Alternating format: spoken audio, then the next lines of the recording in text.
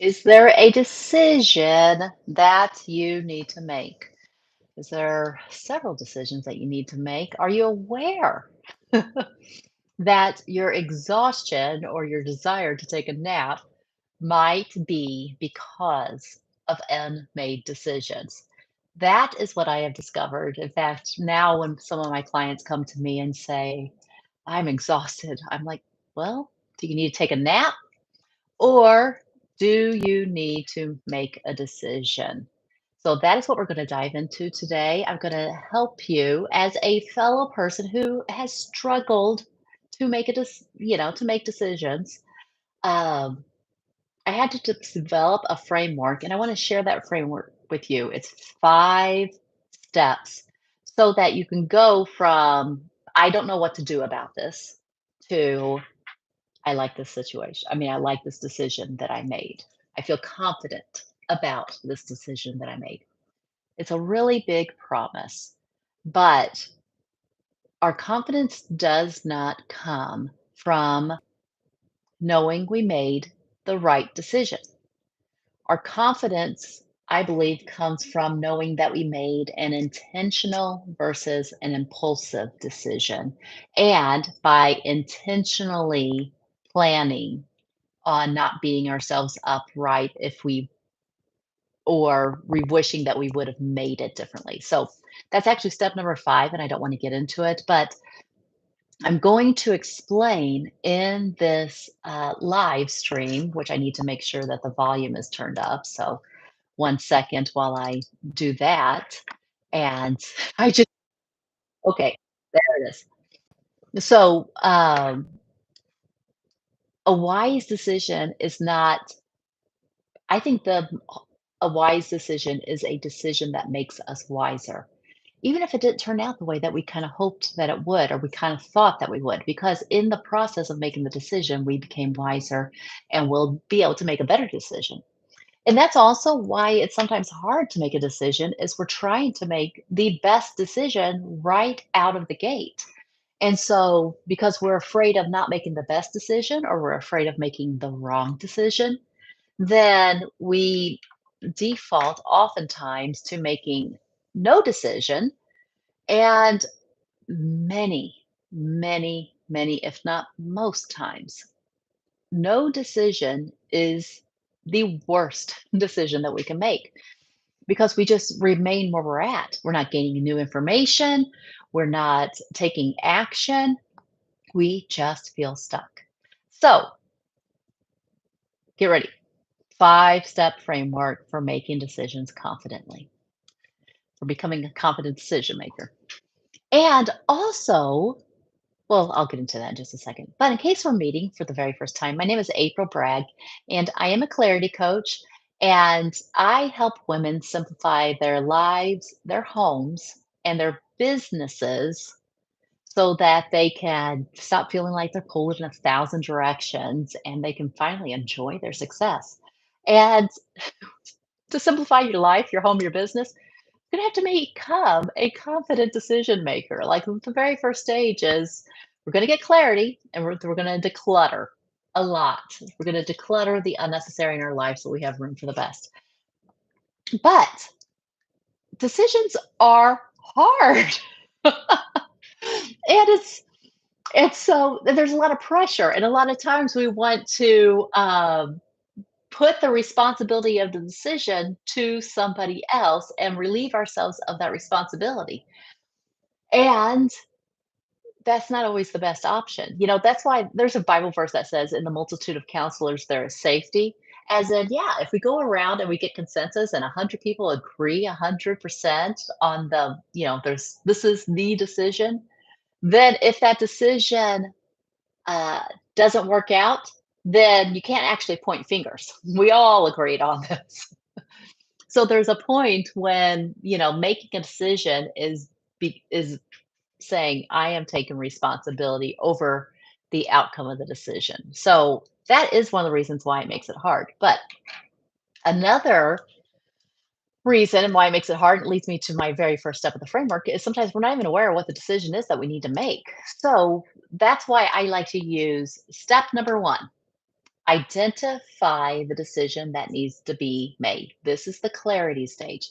And this is what I often do for my clients or on a clarity call is we just slow down and identify the decision that needs to be made. In my mind, and I'm not saying this is 100%, but often we're either taking action or we're stuck, and a stuck is an indication that we need to make a decision. Now, that doesn't mean that we should impulsively make the decision. Let's make the decision with intention, but let's face it. And just because it's a big decision does not mean that it needs to take a lot of time. The decision is made in an instant. And it could be made intentionally or impulsively in an instant, depending on the quality of our thought in making the decision. So let's change the goal from making always the right decision or the best decision possible ever to let's make intentional decisions that keep us in momentum. All right, so step number one is become aware, identify the decision that needs to be made. Sometimes we're not even sure. So we just need to get a piece of paper and just like write down anything, everything. What are there any unmade decisions in my life? And write them down, big, small, whatever. Every single unmade decision is like it robs you of your energy. It's like having a window open in an air conditioned house on a hot summer day. All that cool air is just going out the window. It's completely wasted energy. Or have you ever done water aerobics? Put it in the chat below if you've ever tried water aerobics. It feels like walking through life, like you're in that pool, trying to move your arms and move your legs. There's just resistance. But when we have made a clear decision, then we can move forward and take action, and it feels like we're kind of on solid ground again. By the way, let me mention the chat. I really do these lives because I love the community aspect. So as we're going along, if you're listening to this and if you have any questions, put that in the chat. But also, one of the best things that I think you could do is to write down any ahas that you get. Like, don't try to remember everything I say because sometimes I'm talking really fast and I'm saying a lot of things. Sorry, guys. But write down the one thing that really stood out to you. What that does is it reinforces it to you so you can remember what was my key takeaway in this video, but it also benefits anybody else who's reading through it.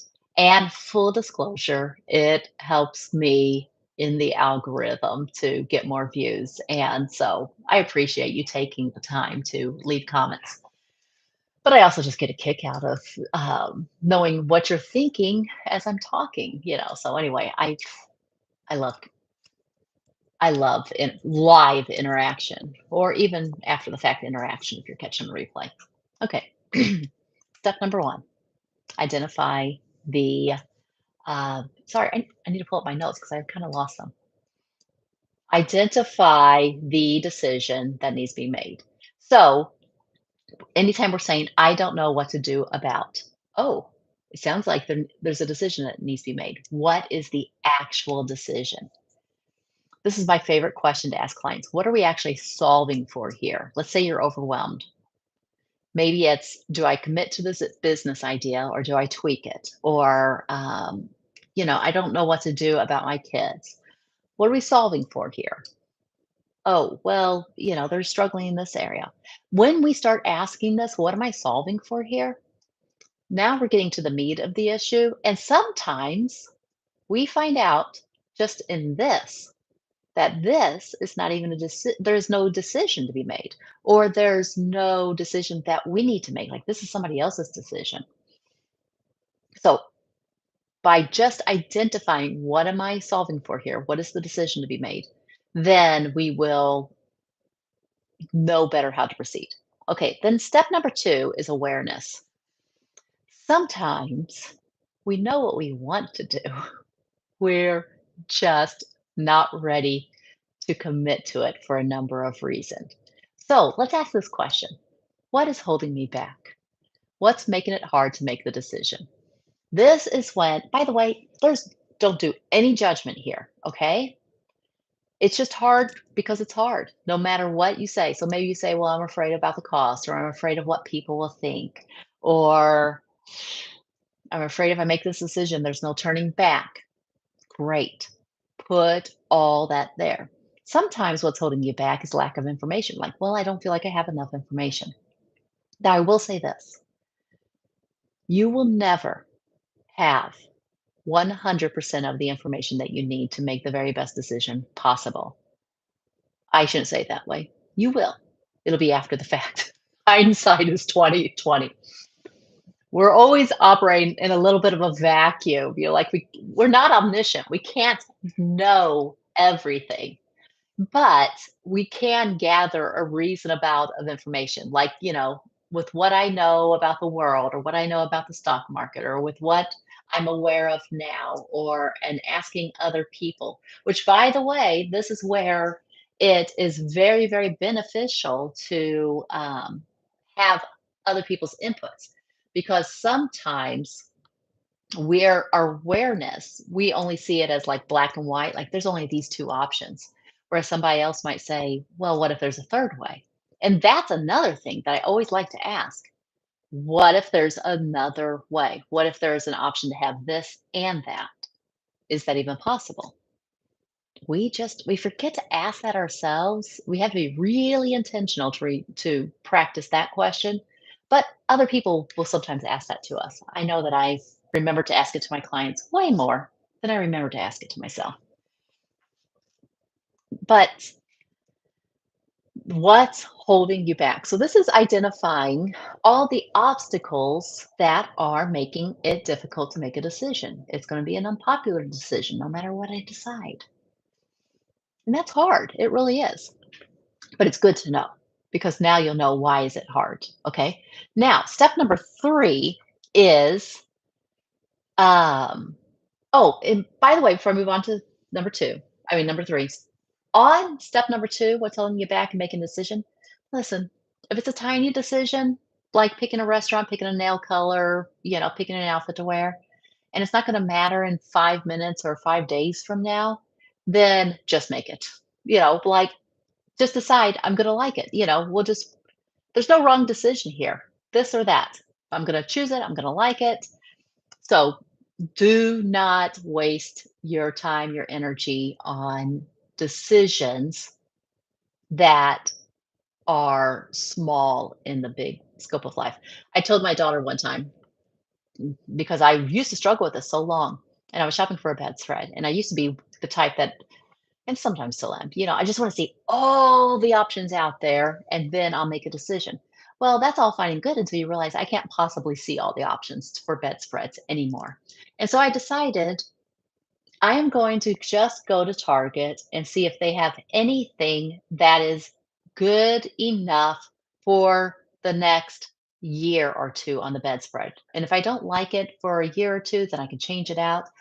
But I'm either going to like something and it's only gonna take me 5 minutes to pick it out, or I'm gonna decide to not get a bedspread at all until I have, like I was actually in a busy season of life until I had more time to look through and shop more stores. So it was like I was deciding I'm either going to be able to decide quickly, and it doesn't have to be my forever bedspread, but or I'm just going to not decide not to make the decision right now because there's other things in my life demanding my attention. So, all right, but small decisions, if it's not going to matter, then just take 5 minutes, move on. Don't agonize over this, or 5 seconds even. Okay, now step number 3. Step number 1 was deciding, figuring out what are we trying to solve for here? What's the actual decision? Step number 2 is deciding or is finding awareness, what's holding us back, where do I need to get more information and doing all of that. Now, you've got options. Step number 3 is sorting those options, like noticing what are the fear-based options versus what are the faith-based options.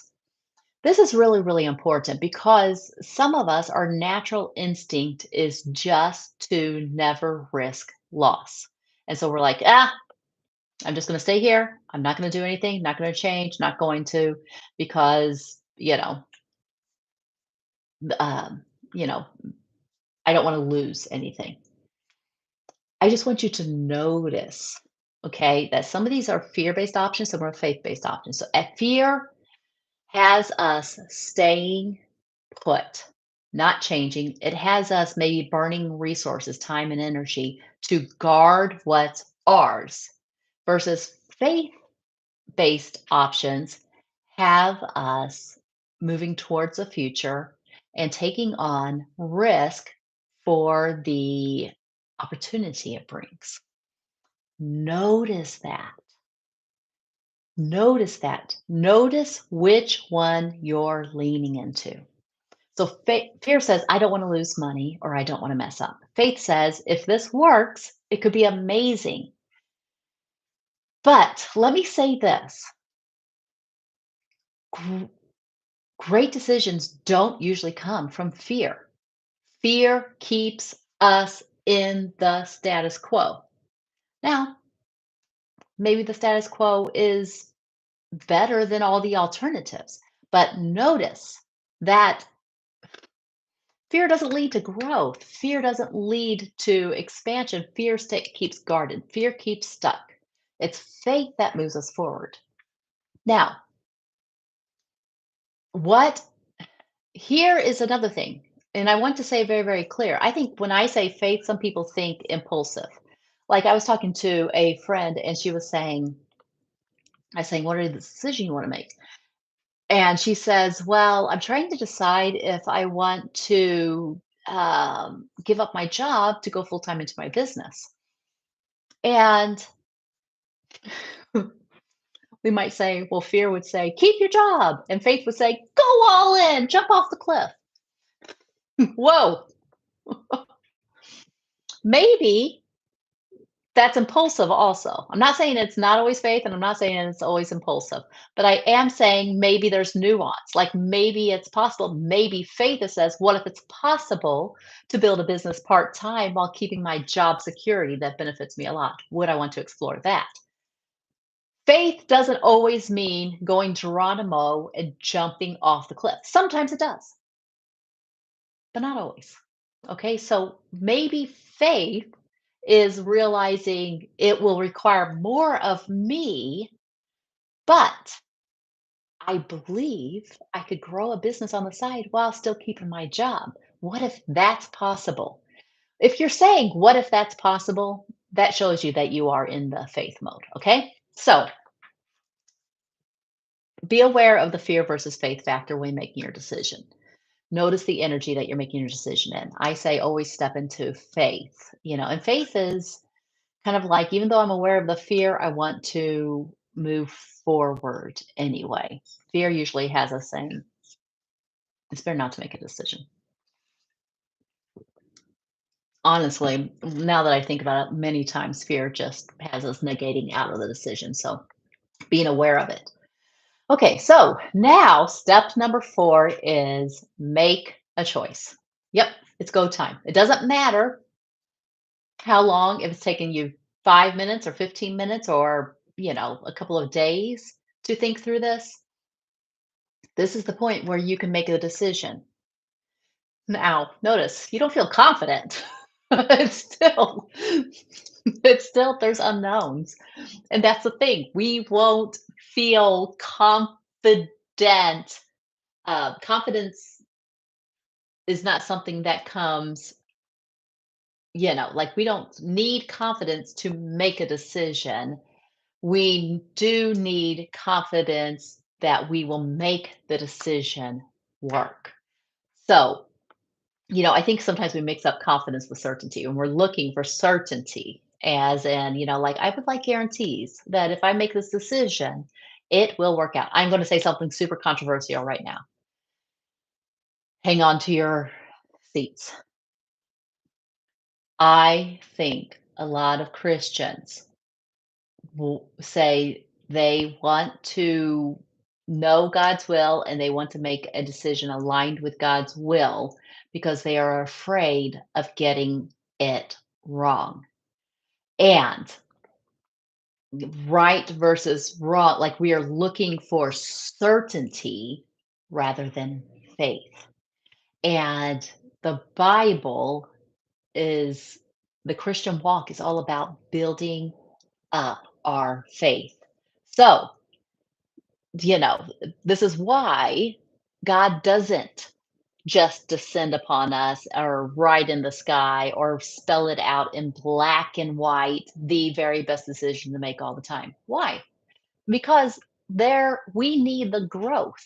We need the walks of faith. We need to wrestle with our doubts and overcome it.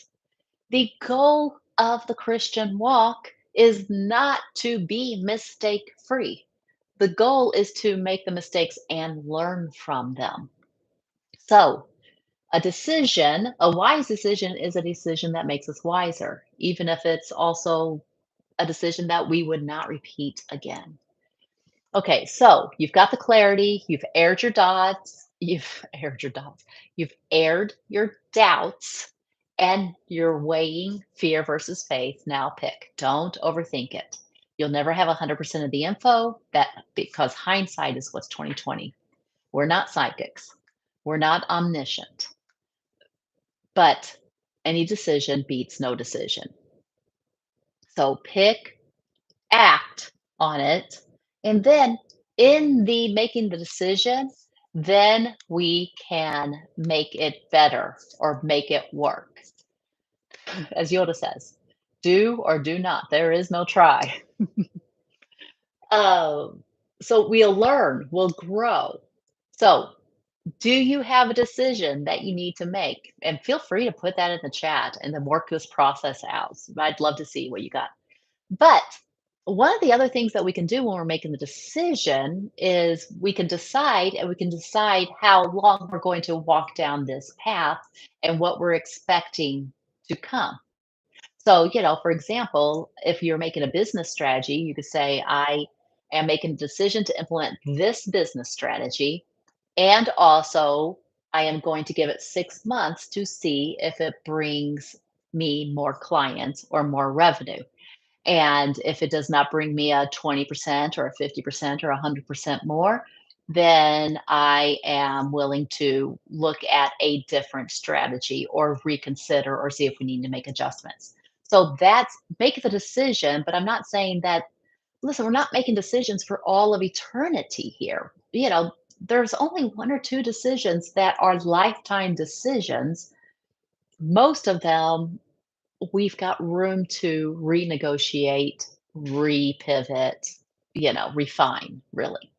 But step number 5, and this is the step that most people skip, but this is the step that will help you so much. And that is own your decision and move forward. Like, work the decision, make the actions you just did. You made the best decision you possibly could make with the information that you were given and the person that you are in this moment. Promise yourself that you're not going to regret yourself. Remind yourself, I did not make this impulsively. I made it intentionally. I thought it through. That was the best options that I saw available to me. Even if I turn out to be wrong, I'm still going to own that I was doing my best in that moment. So confidently have your back on your decisions. I'm not saying that you deny and say, oh, no, what? I've never made a wrong decision in my life. No, I'm saying that you make decisions and then make them right. Like in making the decisions, we gain more information. In taking the action, we gain more information. Then we will find out, do I need to adjust it? Do I need to keep on going forward? But own it and don't beat yourself up if it doesn't turn out the way that you thought it was. There's literally no benefit in berating yourself over a decision that you made intentionally. There is a benefit in analyzing your decision after a certain amount of time and say, well, what worked, what didn't work, what could I do differently, or what could I have done differently? Like, for example, I've noticed, I might have gone through the 5 steps, but I noticed that, oh, I really minimized how much I was putting on other people's opinion when I chose that option. Looking back, I can see I really wanted to choose option B, but I thought that other people would prefer that I choose option A. And so I talked myself into choosing option A, and I need to be aware of my people pleasing tendencies next time. So we just get wiser the more decisions we make. And that is the good news. And that is how you can be a confident decision maker. Not by having a perfect batting score on making decisions, but by getting more practice in making decisions and making them confidently and then making them work out for you. I hope that makes sense to you. If there's anything that's coming up, put it in the chats if you have any questions. But let me just recap really fast that the 5 steps are the awareness stage, what am I trying to solve for here? What's the decision to be made? That's excuse me, that's the clarity stage. Clarity stage. What am I trying to solve for here? The awareness stage, what's holding me back? And then the fear versus faith flavor stage, which way am I leaning? Do I have all the options? What if it's possible? What does faith look like here? Number 4, making a decision. Number 5, having your back and making it work until it's time to pivot. Okay. So, and if you have a decision that you would like help with going through this, in the description, I have a link to my clarity call that is a perfect opportunity for you to get clarity on the decision that you're facing. I'd love to be able to help you. And if you're a woman who is ready to simplify her home and her life, and then I invite you to join us in our private community, Create a Home You Love. It's a very fun community. We help you make decisions faster and easier. We have your back while you're decluttering. We help you set up systems that simplify. And also, you can get coaching towards clarity in any area of your life in that group. Okay. So we would love to have you join. It's a private community. I do charge money to join. So that's intentional.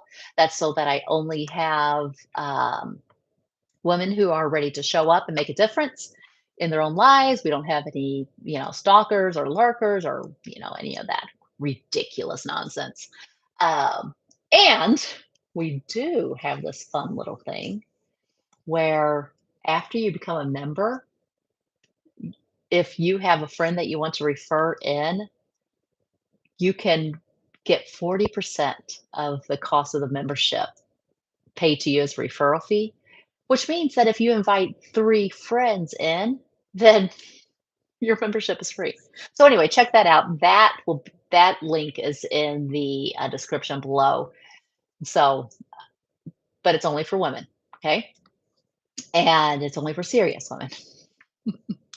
So, I was going to say, oh, and if you just like more tips or to stay informed, I do have a newsletter where I share, I go a little bit deeper on some of these topics or share more tips. All right. Any questions? Any thoughts? Any last minute words? All right. I'm not seeing anything. So this has been fun. And I will see you next week at 11 o'clock Central. And I will try to have my sound on the very first time I recorded. This is the second time I'm recording it. I had my sound off. So annoying. So anyway, hope to see you live there. It makes it even more fun when people show up live. Talk to you later. Bye bye.